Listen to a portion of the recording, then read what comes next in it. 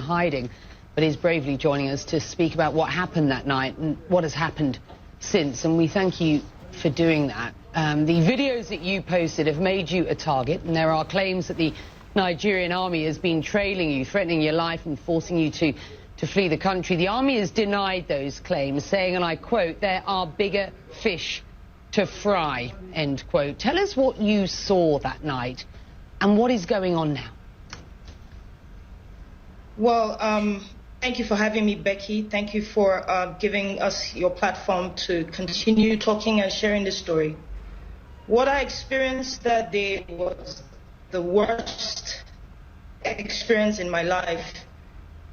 The Nigerian army that is supposed to protect us came with no warning. None. Nobody, no representative to come speak to us first, at least. They just came in guns blazing. We heard gunshots from behind the toll gate, because we were on one side of the toll gate, and we heard gunshots from behind and people running. So what we did was just to go down and sit down and just stay still, wave our flags. So because we believed that if we waved our flags, they would see that we are not here to cause any harm.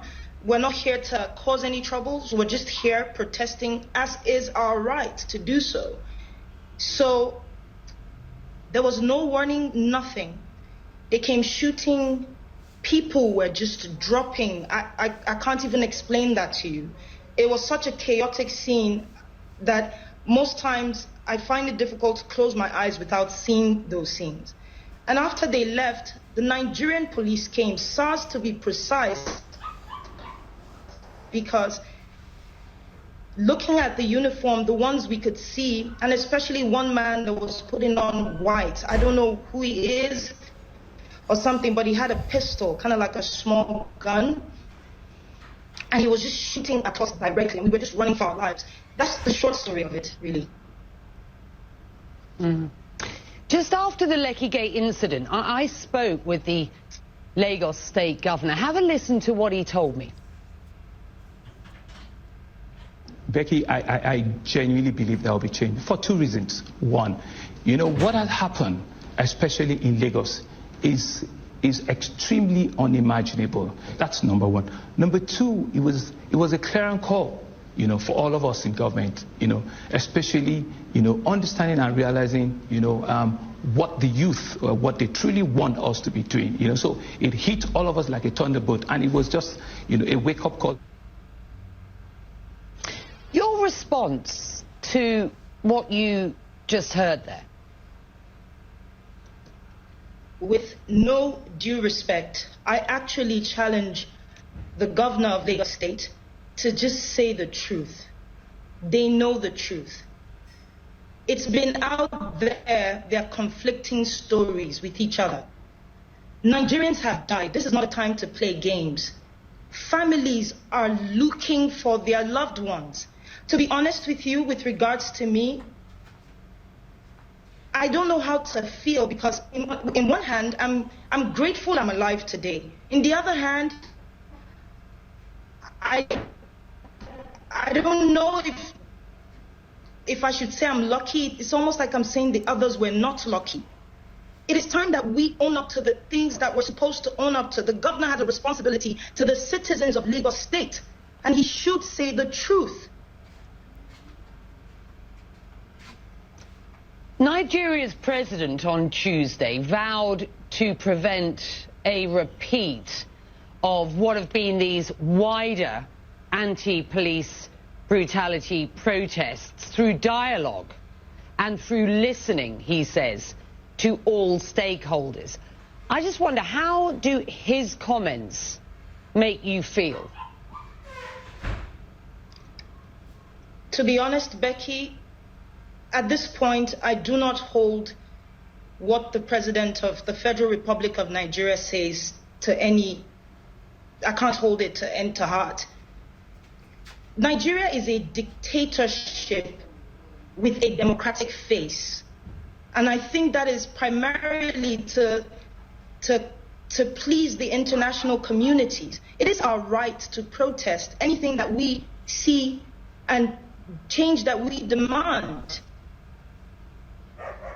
The Nigerian government has used force from the beginning, starting with trying to infiltrate a peaceful protest with thugs.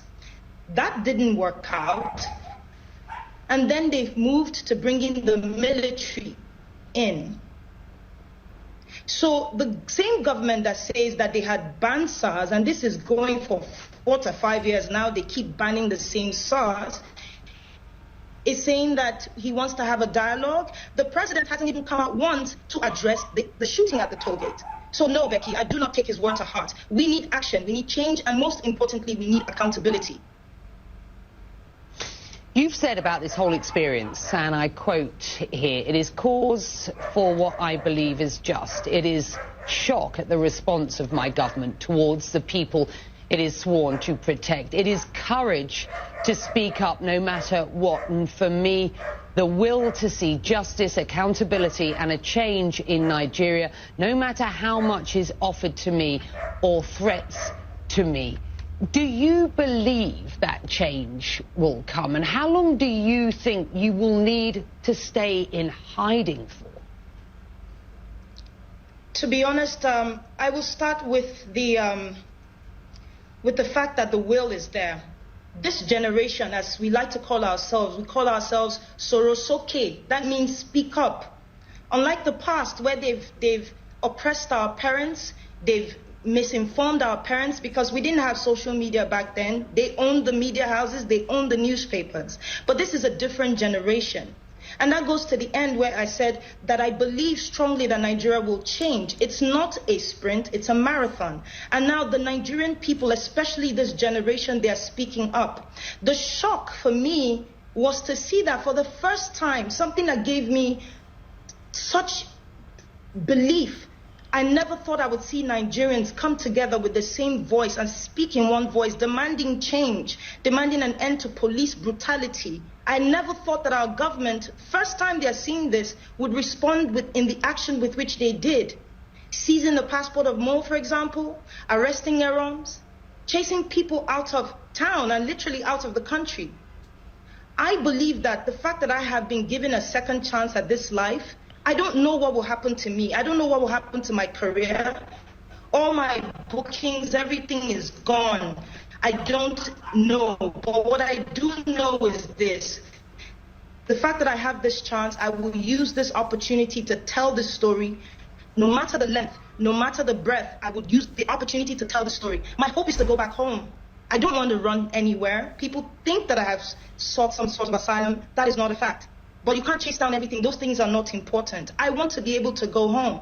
But I want to make sure that I've gotten my story out and story of other witnesses out under oath. And then when I'm done, I go home. If they want to pick me up at that point, there's nothing to try and silence me.